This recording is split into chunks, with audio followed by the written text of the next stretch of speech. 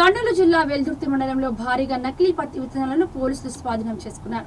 కర్ణాటక రాష్ట్రం సిరుగుప్ప నుండి గుంటూరుకు తరలిస్తుండగా వెల్దుర్తి మండలం రామళ్లకోట వద్ద పోలీసులు పట్టుకున్నారు.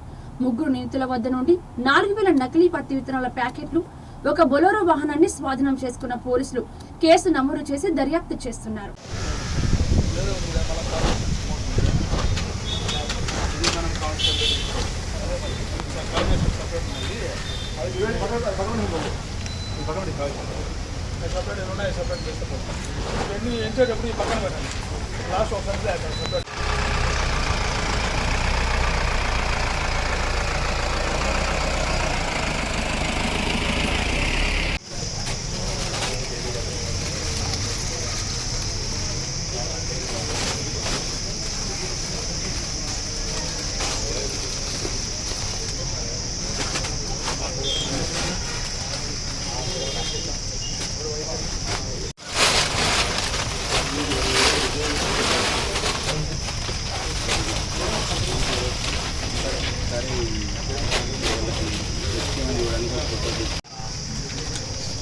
ఇప్పుడు ఏ ఈ చేస్తారు అది చేస్తారు చూడండి.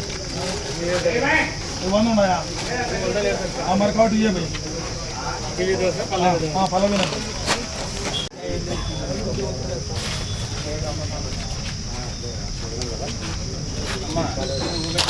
అది కూడా వాడిన